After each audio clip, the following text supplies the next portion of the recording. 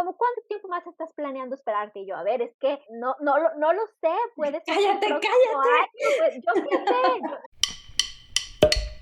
¿Qué los doyendos? ¿Cómo están? Hoy estoy muerta de la risa y llevo un buen rato intentando grabar esta parte porque estoy con mi mejor amiga, Diana. No me deja presentarla de otra manera, así que solo vamos a decir que es mi mejor amiga y no voy a mencionar sus afiliaciones profesionales, no voy a mencionar nada, que escribe súper bien, no voy nada. a poner todos sus links de lo que ha escrito abajo en la descripción, porque hoy estamos aquí para hablar de otra cosa, específicamente de una experiencia personal de ella sobre la que me han preguntado mucho, no a nivel personal de ella, sino como en abstracto, y de la que quisimos hablar ahora después de mucho, mucho tiempo de planear este video porque Jennifer Aniston sacó una entrevista hablando del tema. La semana pasada, porque esto se está publicando el lunes, aunque hoy en realidad es viernes, Jennifer Aniston sacó una entrevista en Allure en la que hablaba sobre sus dificultades para concebir y entre varias otras cosas menciona que le hubiera gustado preservar sus óvulos cuando era más joven. Y ese es el tema del que me han pedido varias veces que hable y teniendo a alguien tan cercana con una experiencia al respecto, Diana, decidimos hace mucho tiempo que este era un tema interesante del que podíamos hablar y ahora solo estamos aprovechando la coyuntura de Jennifer Aniston. Entonces, Coyuntura, periodistas siempre. sí, es que soy periodista, Loki. Detrás de toda la educación sexual vive una periodista. Entonces, voy a saltarme toda la introducción hoy, porque ya hice una introducción súper larga, y vamos a empezar ahora sí. Yo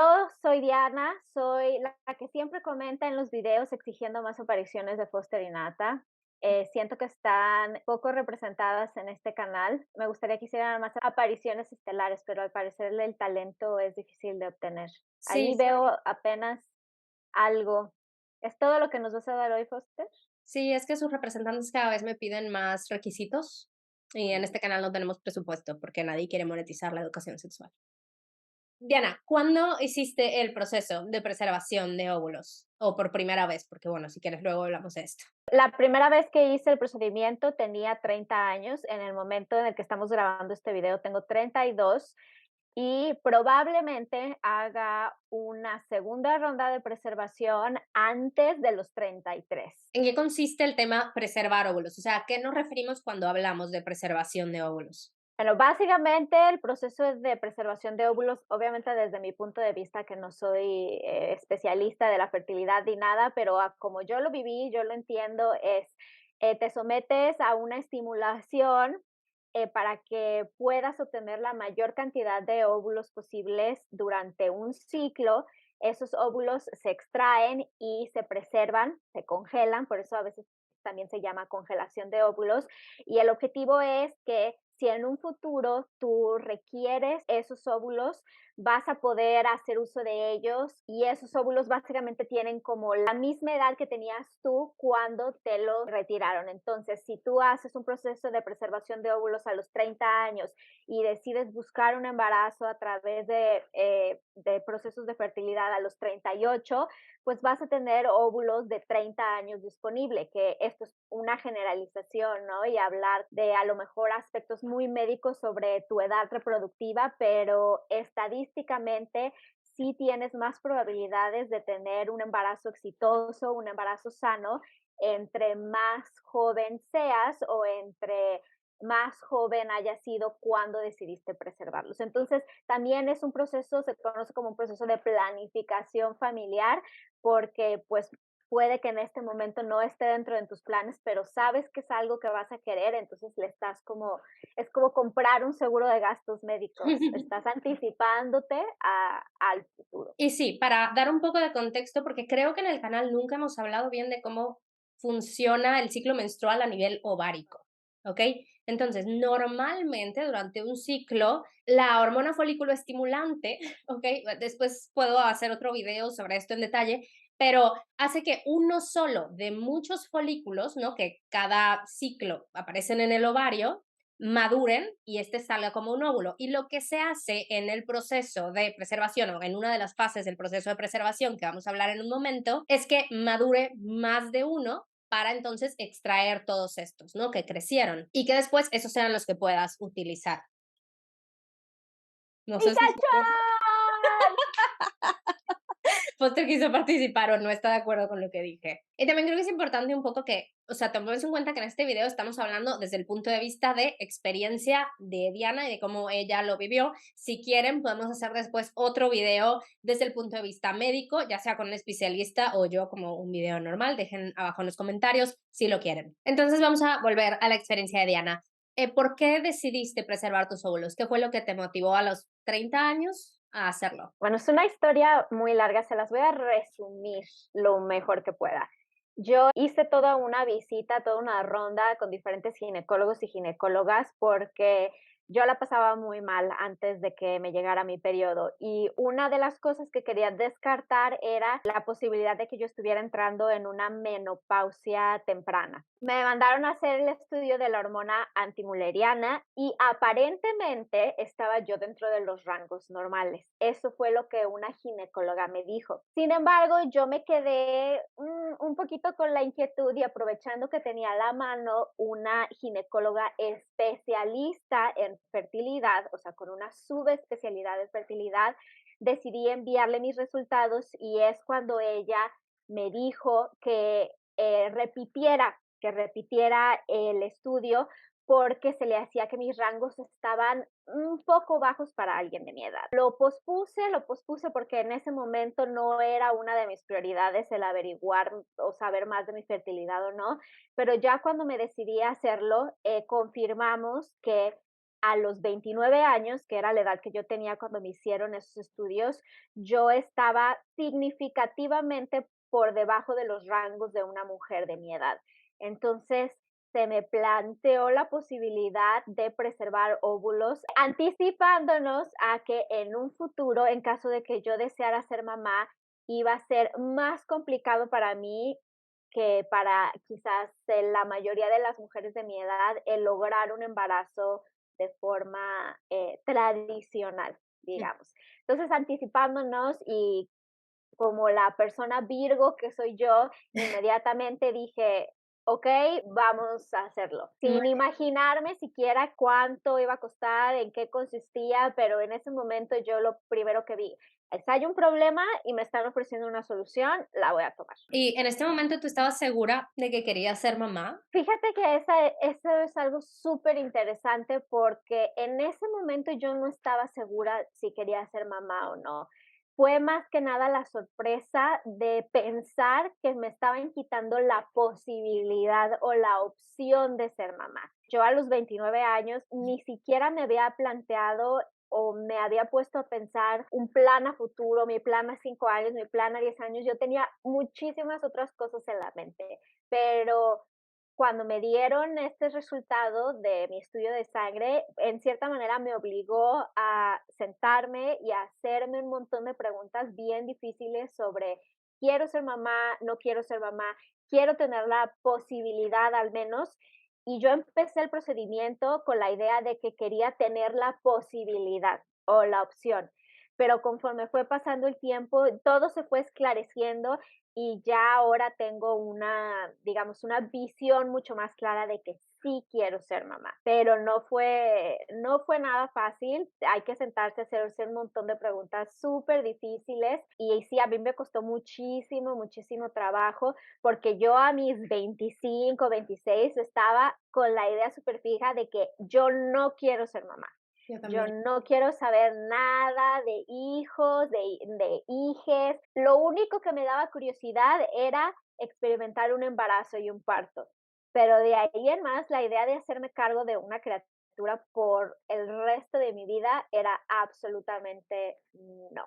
Que no quiere decir que no haya personas que a los 25, 26 años tomen esa decisión y que forzosamente vayan a cambiar. Eso es algo que a mí me molesta mucho, que digan, eres muy joven, vas a cambiar de opinión. Sí, Independientemente si cambias de opinión o no, creo que se tiene que respetar. Si a exacto. los 20, 18, incluso más joven dices, no quiero, y si cambias de opinión después, no recibir como ninguna crítica. Y si Sí. no cambias de opinión, no pasa nada. Creo que esto es importante porque conforme nos vamos dando cuenta de que el mandato de la maternidad no tiene que serlo, ¿no? O que nos sentimos un poco más libres de decir, es que para mí no es un mandato, o sea, tú me puedes decir lo que quieras, para mí no es un mandato. Creo que aparece la importancia de lo que estás conservando es la opción, ¿no? Al Ujú, hacer este tipo de proceso, no estás diciendo que sí lo vas a usar ujú, necesariamente, estás diciendo que estás abierto a la posibilidad y, es como, por ejemplo, en tu caso, te quedó claro que quizá ibas a perder esa oportunidad o se iba a hacer mucho más complicado, mucho más rápido de lo que esperabas. Y sí. pues nada, que convenía en ese momento tener los óvulos de ese momento. Entonces, ¿cómo fue el proceso? Yo sé que esta es una pregunta, va a ser súper largo, ¿no? Y de nuevo, si lo podemos como poner en etapas mejor para que todos lo entendamos muy bien, entonces a lo mejor igual intervengo de repente, pero ¿cómo fue todo el proceso? Una vez que decidiste, ¿qué pasó? ¿Qué seguía? Lo que siguió literalmente después de que me senté y dije: "Okey, lo voy a hacer", fue sentarme y hacer una lista de mis finanzas, porque es un procedimiento caro. Obviamente, hablar de precios y de qué es caro y qué no es caro es subjetivo, pero creo que para, la gran mayoría de la gente, en la gran mayoría de los países, es un procedimiento caro. Sobre todo en Podemos los hablar rangos de edad que se recomienda, ¿no? O sea, sobre todo tiene en que los ser rangos de edad en los que se recomienda, no tienes quizás son muy pocas las personas que tienen la posibilidad de desembolsar todo ese dinero al mes siguiente. Entonces, yo me tuve que sentar y prepararme económicamente por 6 meses para poder hacer este procedimiento. Entonces, y esos 6 meses, cuando tienes un diagnóstico como el mío, que es que tengo una reserva omárica disminuida, esos 6 meses son muy importantes. A lo mejor para otras personas o otras mujeres, esos 6 meses o un año, pues, no hacen una gran diferencia, pero para mí sí. Entonces, fue sentarme, ahora sí que ver de qué manera o cómo iba a ajustar mis finanzas para tener el dinero. Eso fue el primer paso.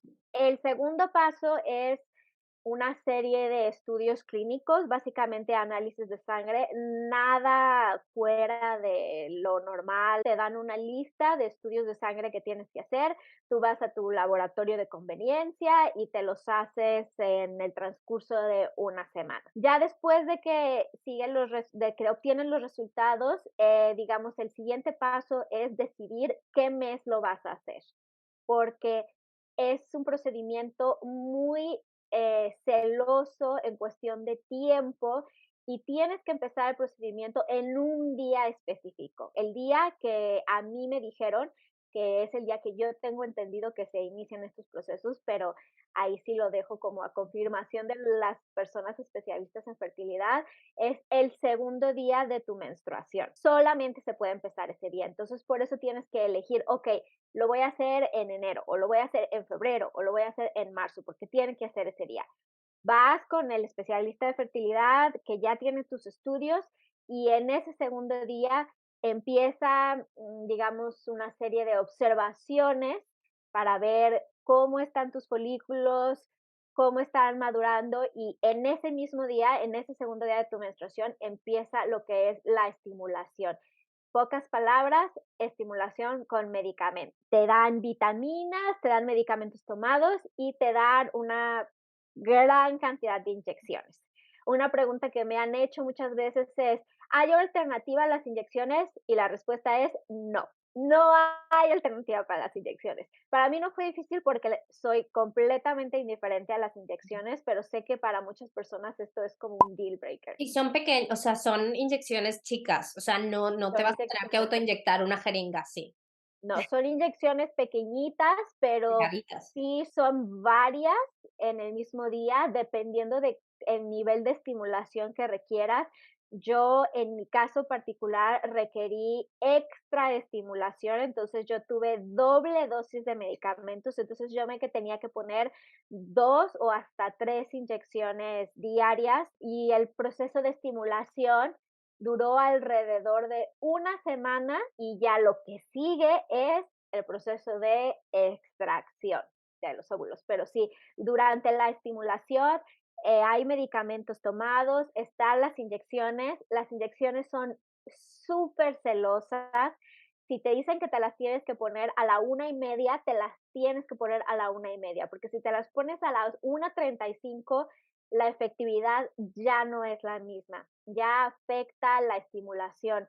Entonces, sí es un procedimiento, yo siempre digo que lo tienes que planear porque quizás tengas que ajustar tu jornada laboral o tus obligaciones porque sabes que tienes que estar en tu casa para ponerte esa inyección a cierta hora y que las inyecciones se tienen que conservar en el refrigerador o en la nevera y digamos que por una semana al menos todas tus obligaciones giran alrededor de ese proceso de estimulación.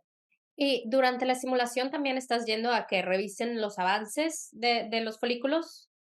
Sí, yo tuve una cita 3 días después de que inició mi estimulación, y es cuando vieron que no estaban madurando tantos folículos como los que ellos hubieran esperado o hubieran querido, ¿no?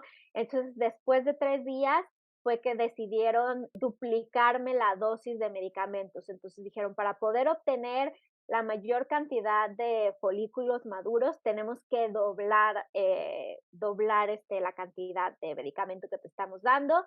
Pasaron otros 4 días, tienes tu última consulta antes de la extracción, en donde te pueden dar más o menos un estimado de cuántos folículos tienes antes de la última inyección, que se llama la inyección de disparo, que es así como un Sí. de mega hormonas.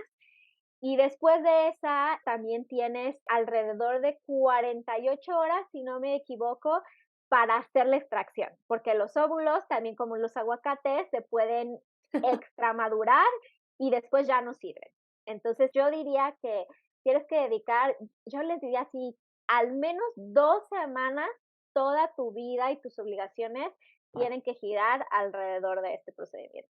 Y algo que se me ocurrió ahora que creo que también es importante decir es que durante todo este procedimiento e incluso después de la extracción no puedes tener relaciones sexuales porque pueden darse embarazos muy múltiples.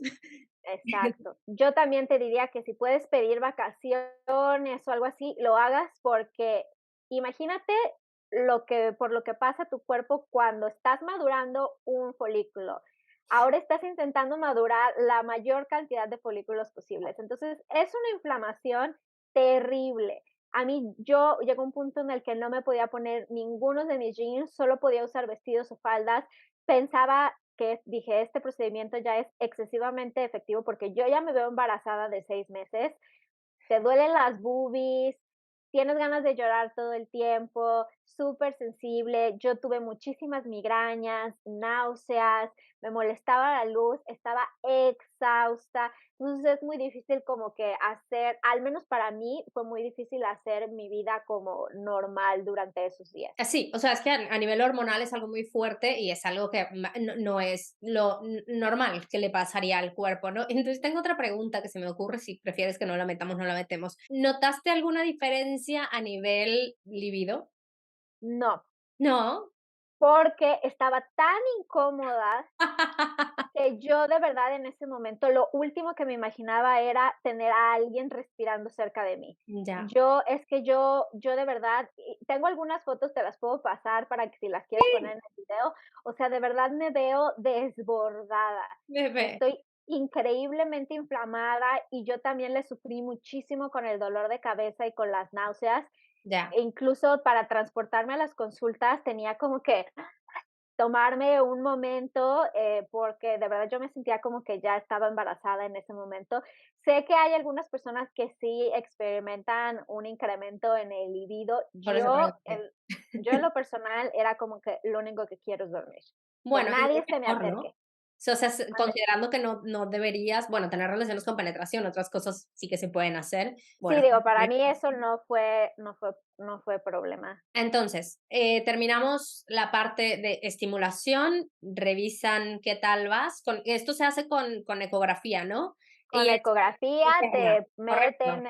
te meten Onda, tipo el la sonda y producto. ahí van viendo cuántos folículos tienes maduros de tu ovario derecho, cuántos folículos tienes maduros de tu ovario izquierdo, y ahí van haciendo como una predicción, digamos. Las inyecciones bueno, yo me las administraba a mí misma, no tenía como gran problema en hacerlo, te las pones por el área del vientre, estómago, más o menos. Sí tuve algunos casos de como moretones o cosas así, pero nada, digamos, demasiado grave. Y las vitaminas que te dan son básicamente como lo mismo que vitaminas similares a las que tomas antes del embarazo, como Prenatales. prenatales. Y también te dan a veces aspirinas para evitar coágulos y a mí me dieron, creo que era vitamina E para tratar de ayudar un poco a la inflamación. Okey, ¿y qué pasa después? Entonces, terminamos la estimulación y después es la extracción, ahora sí.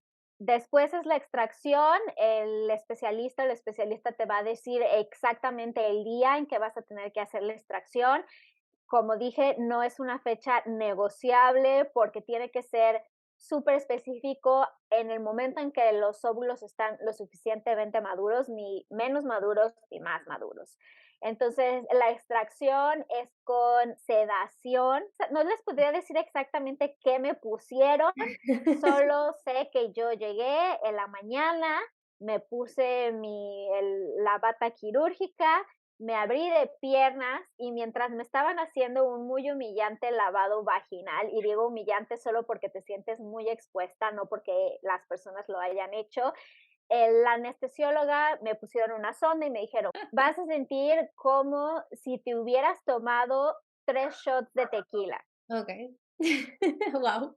Y yo en el Bien, momento estaba acostada y decía, ¿cómo que 3 shots de tequila? Y ya inmediatamente empiezas a sentir a qué se refiere. muy No bien. es una sensación para nada desagradable, tengo que admitirlo. Vas sintiendo como que el cuerpo se va calentando, así como si alguien te pusiera una cobija de esas, la cobija del tigre, y te vas quedando dormida de una manera como muy plácida. Muy bien. Yo ya me han puesto anestesia general y ahí es literal como de apagar y volver a prender las luces, pero esto es como que un poquito más dulce. Y Okey. bueno, es ahí cuando proceden a pinchar los ovarios y extraer los óvulos a través de una sondita y bueno, Mm, es un procedimiento ambulatorio. Yo te recomendaría que no hagas nada ese día porque si estás como que todavía medio groggy. drogada después de levantarte, pero no requieres una recuperación, digamos, significativa. Si es muy incómodo después, ya podemos hablar del después, pero no es un procedimiento que requiera eso, en ese mismo día sales del Vale, o hospital. sea, llegas y luego terminando te Llegas, despiertas. te esperan a que te despiertes bien. Yo igual tengo videos que me tomaron después en donde estoy hablando de todo el sacrificio que estoy haciendo para que mis hijos hipotéticos me digan que me odian cuando son adolescentes, y eso lo tengo en video. Entonces, despiertas, te vas a tu casa, ¿y cómo te sentías? O sea, físicamente sigues inflamada, me imagino. Físicamente sigues inflamada, es normal que tengas un sangrado, no un sangrado así significativo, digamos como el sangrado que tienes ya en los últimos días de tu menstruación, pero sí, a ver, que te pincharon los óvulos, tía, Sí. los ovarios. Entonces, sí sientes como esas veces que tienes así muchísima inflamación o como te duele aquí al costado, entonces sí caminas un Or poco raro. Ajá. La verdad es que cometí el error de excederme quizás un poco el día que me hicieron y decir: "Me siento bien, todo está bien", y al segundo día sentía como si me hubieran golpeado. Pero a ver, que si te lo llevas tranquilo, en cuestión de la incomodidad del procedimiento, en 2 días puedes estar haciendo tu vida normal.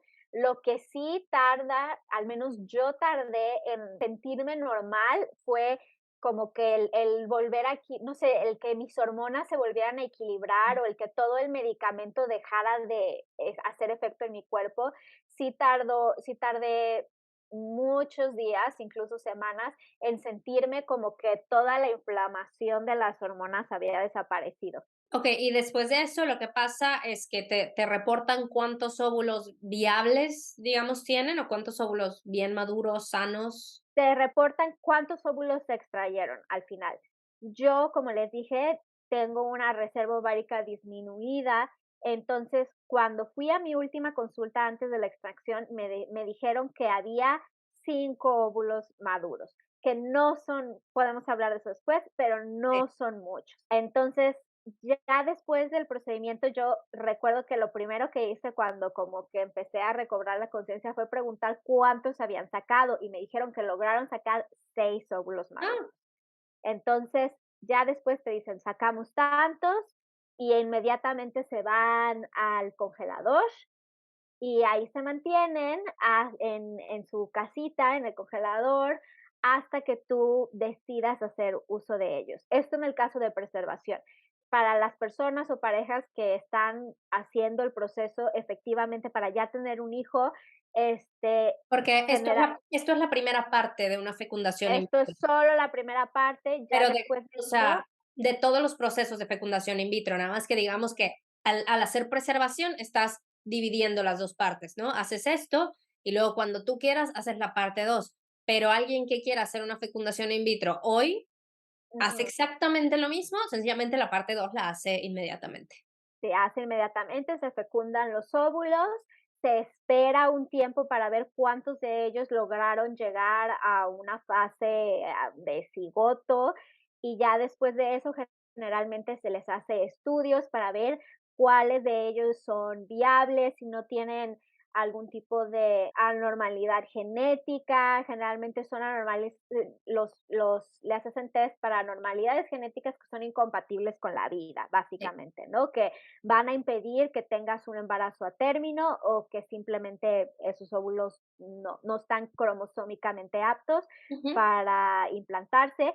Y es ahí, de ahí justamente es donde entra el tema de los porcentajes y las Sí, cantidades. justo a eso quería Porque llegar.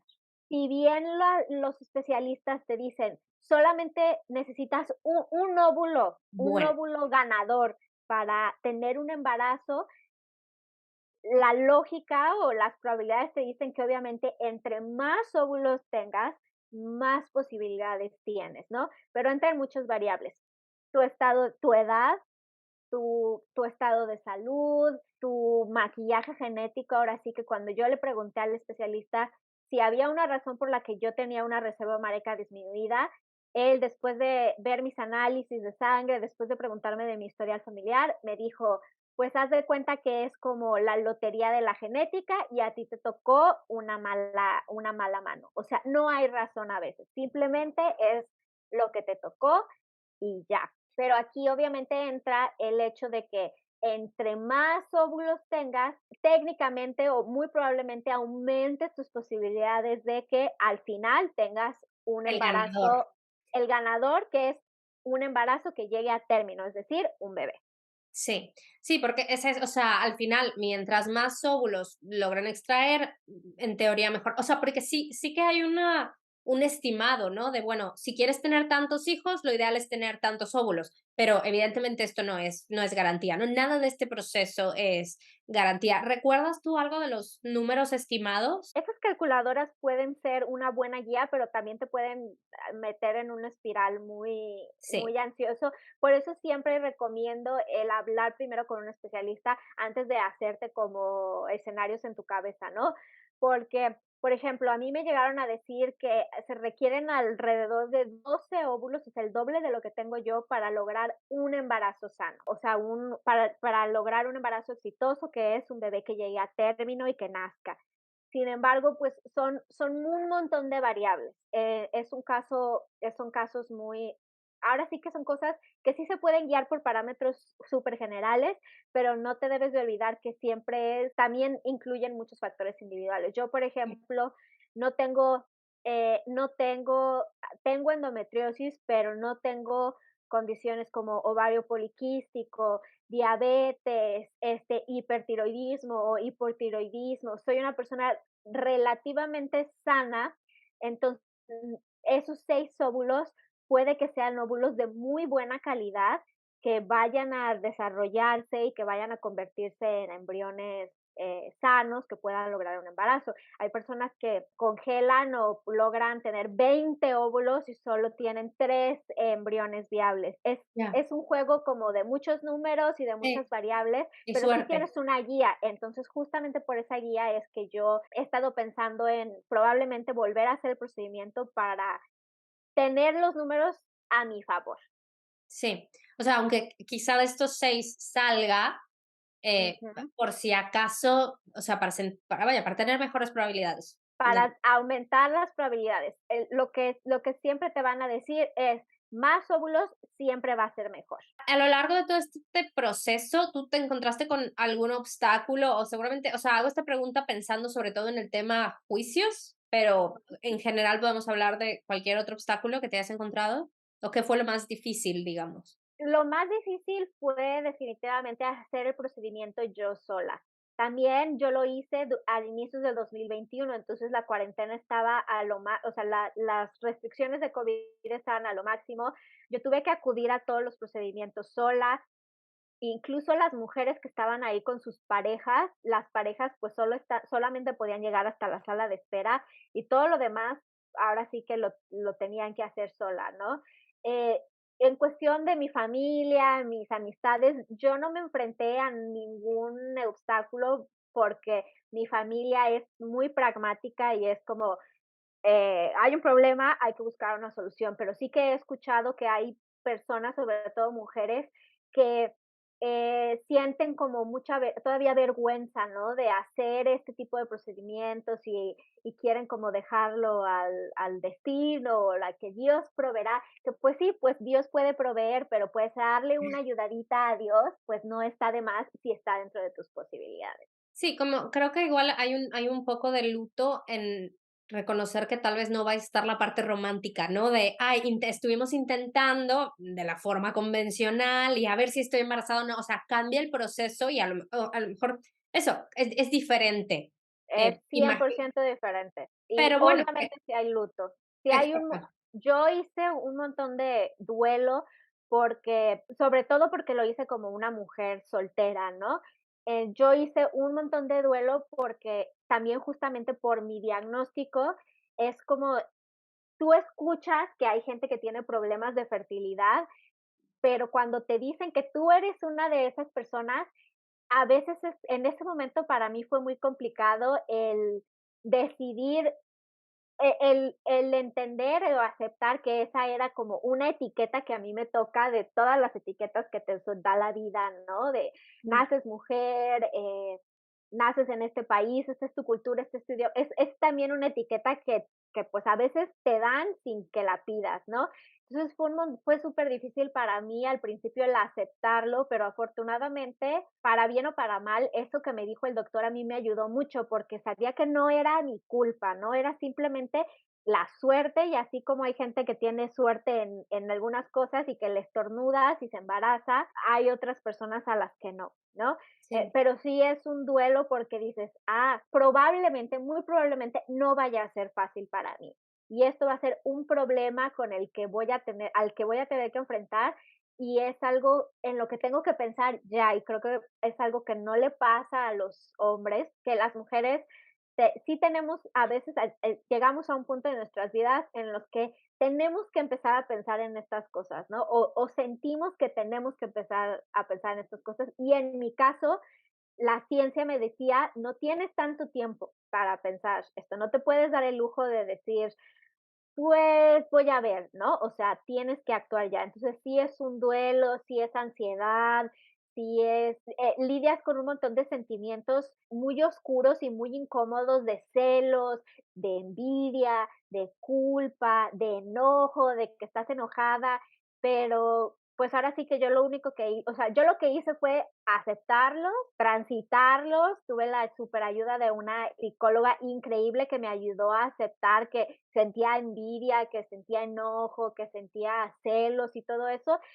Y ya una vez que los acepté, ya, o sea, yo no tengo algunas personas me dicen: "Es que lo estás haciendo como mucho tu identidad", y les dije: "Pero es que si yo puedo darle esa confianza a las personas que están alrededor de mí, de hablar de eso, de decir: "Yo Sí, tengo problemas de fertilidad", a mí me hubiera gustado que alguien lo hubiera hecho por mí, porque yo no sí. conozco a nadie que haya hablado de eso.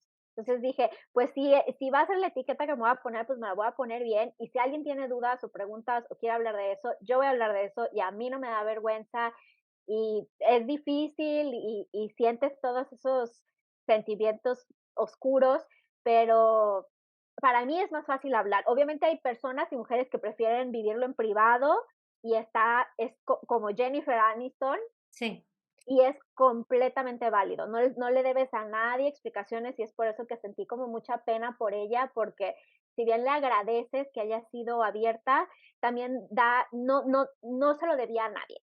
sí, es cierto.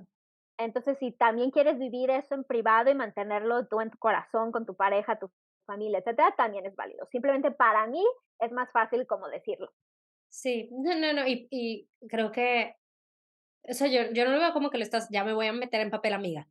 Yo no lo veo como que lo estás haciendo a tu identidad, o sea, lo veo como que estás intentando ser la persona que necesita, o sea, necesitabas, estás justamente porque hay personas que prefieren y que es importante para ellas lidiar con ello solas, es importante que existan también personas como tú, ¿no? O sea, no todos tenemos que compartir todo, entonces, si se nos da, si no nos añade peso, sí, puede ser que tal vez nos quite peso, es importante también hablar de esas cosas y yo te amo y Sí. te admiro y estoy muy A ver, que mucho es desde un punto de vista muy individualista, la verdad. O sea, a mí me es más fácil hablar de eso y yo también lo hago por mí, porque yo Sí, no puedo guardármelo, no lo aguanto con te eso. sirve para procesarlo.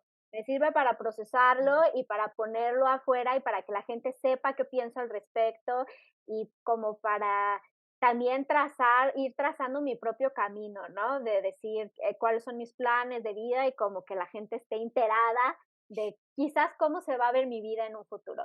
Pero sí, igual hay personas que prefieren tenerlo como de una manera muy privada y ahora sí que yo diría lo que sea más fácil para ti.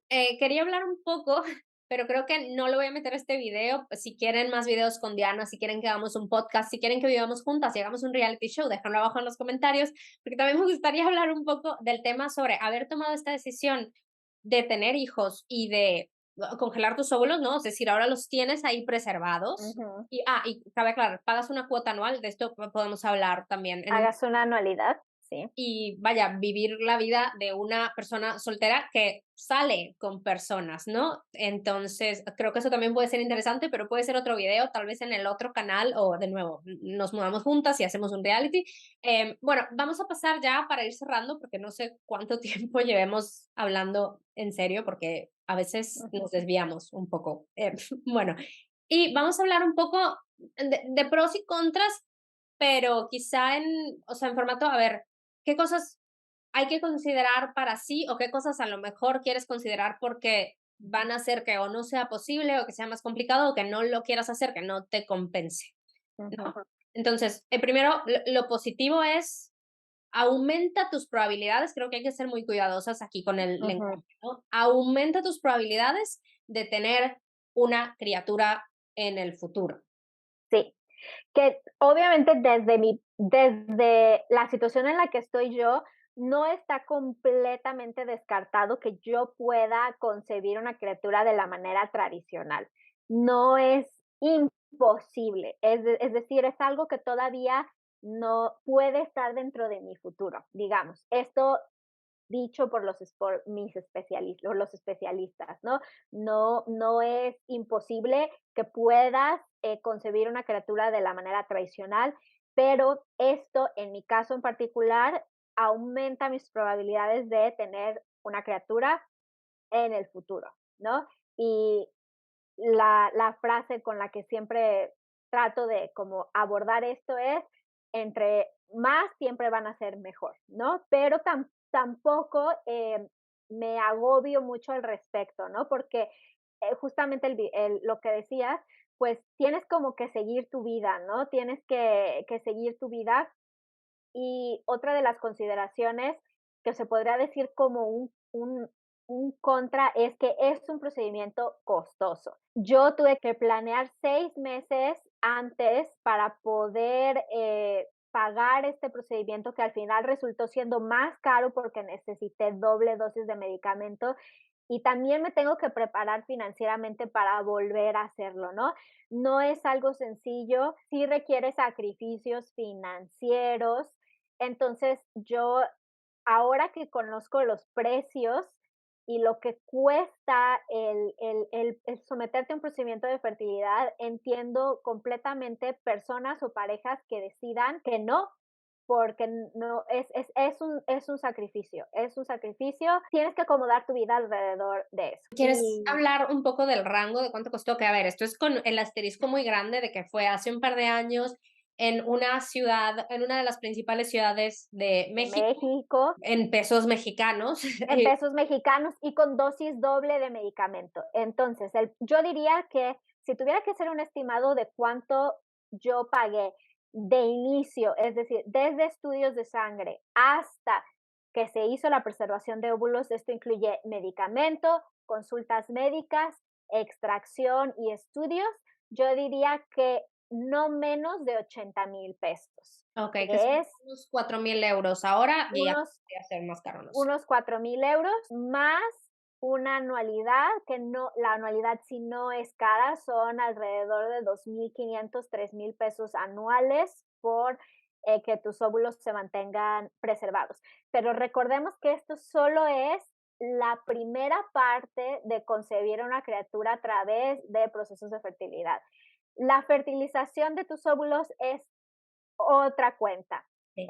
Los test para ver si son viables son otro precio, la implantación es otro precio. Entonces, quizás si lo estás pensando, es bueno que porque solo te preocupas por hacer este pago ahorita y después te preocupas por hacer el siguiente. No se siente como, o sea, yo no puedo imaginar las parejas que activamente están buscando tener un bebé, es que es un pastón, tía, es un Sí, pastón. sí, y a veces lo tienes que intentar más de una vez, o sea, ya teniendo Si varios embriones viables, el primero puedes tener una pérdida temprana, puedes simplemente no pegar y cada implantación es sí, dinero. claro. Entonces, sí, yo no me imagino, o sea, las personas que tienen que es un sacrificio muy, muy grande financieramente, y es ahí donde yo, aprendiendo el tema, sé que, pues, muchas parejas deciden parar porque no tienen la capacidad no se puede a veces, no está dentro de sus posibilidades, y es bien difícil el decidir que, pues, ya no vas a seguir, pero creo que a ver, en el caso de Jennifer Aniston no aplica porque, pues, ella tiene todos los millones del mundo, pero sí es un factor que tienes que considerar, definitivamente. Otro contra es los efectos secundarios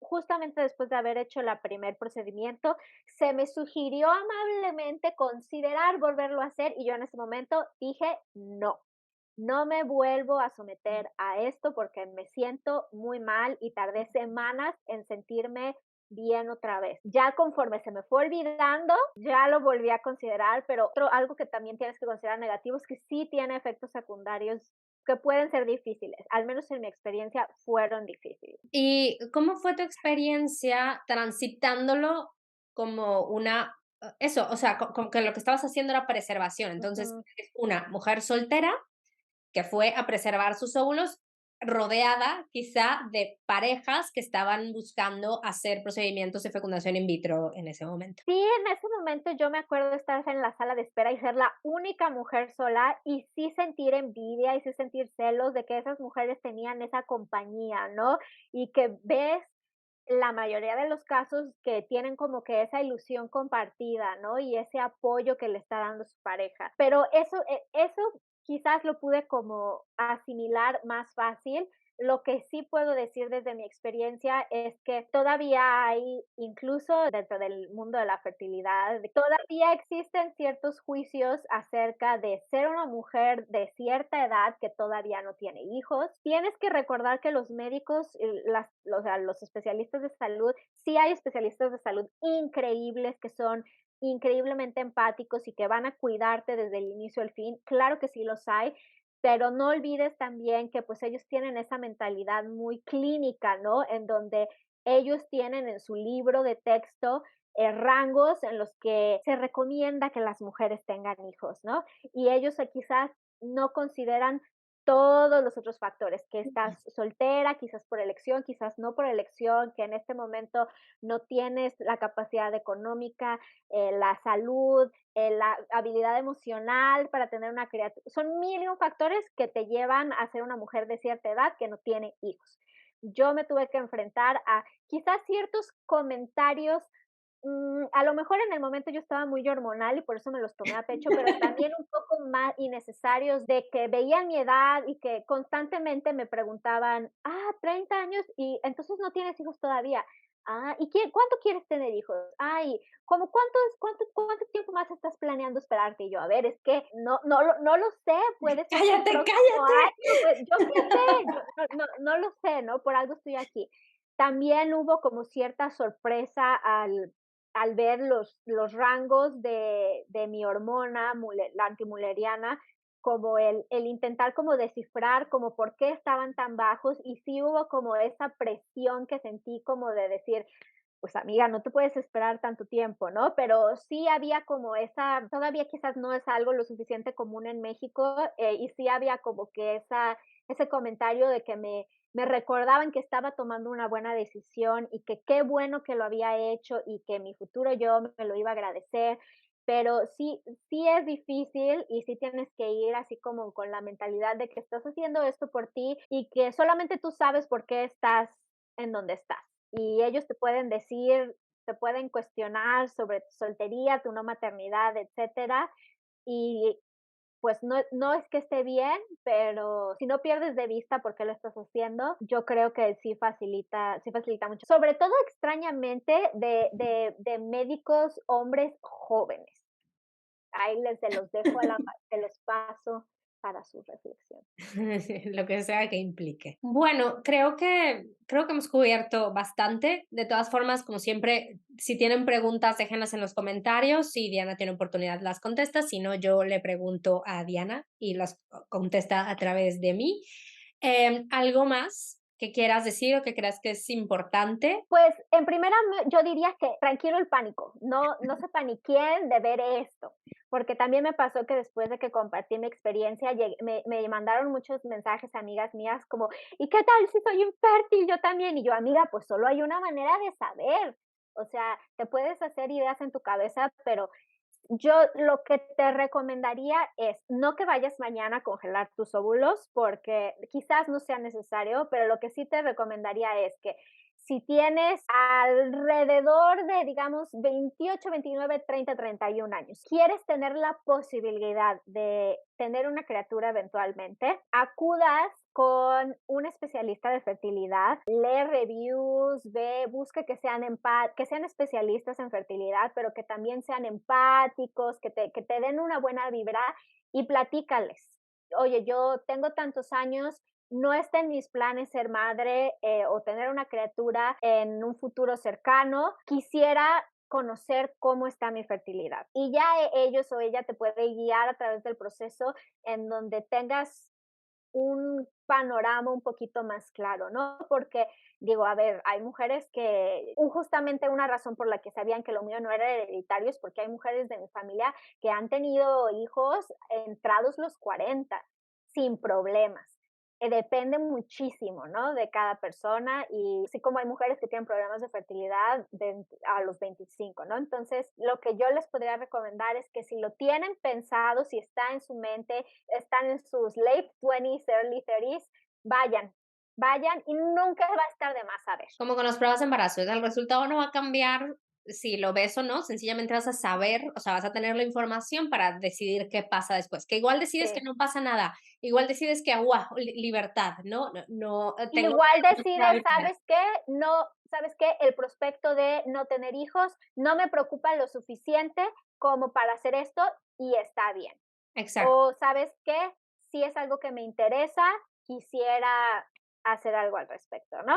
Sí, o Y sea, ya ahora sí que todos los caminos son válidos siempre y cuando lo hayas elegido tú, teniendo toda la información, ¿no? Y conociendo sí. qué podías hacer y qué no. Justamente cuando hablamos de educación sexual, creo que muchas, sobre todo las personas que crecimos por ahí de los 90, nos hablaban un Miles, 2000, montón. Diana, por favor, 2000. Okey, 90, 2000 nos hablaron un montón de cómo se nos iba a caer la piel por las enfermedades o las infecciones de transmisión sexual, como si nos estornudaban encima nos iban a embarazar, pero es impresionante cómo nadie nos habla de lo que implica concebir una criatura.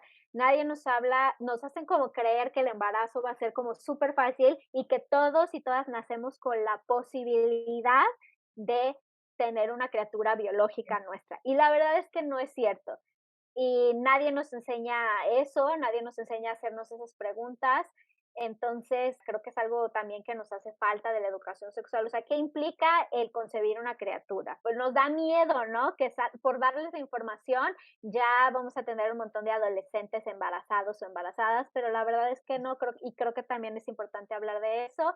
Y así como justamente lo dijo Jennifer Aniston, le hubiera gustado que alguien le hubiera dicho, pero es que nadie nos dice y crecemos con asumir que podemos, que tenemos esa capacidad y no está de más saber, a lo mejor si puedes, si te tocó la carta de lotería ganadora, a lo mejor tienes problemas como yo y la información te va a ayudar a tomar el camino ideal para ti, sea que decidas intentar tener hijos, sea que decidas que no es para ti, sea que decidas tener la posibilidad, pero al final necesitas información. Si se les hace que Diana está muy alineada con Sabiondas y con su misión y visión, es porque ella estuvo involucrada en la creación. ¡Auch!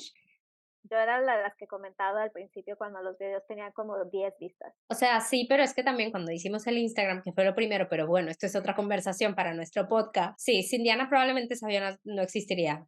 Y esto se mantiene constante, o sea, no es como en el inicio, es como consistentemente es mi apoyo moral. Pero bueno, vamos a cerrar esto. Yo Gracias. lo único que pido es contenido de las niñas y constantemente me decepciona. Está Foster dormida detrás.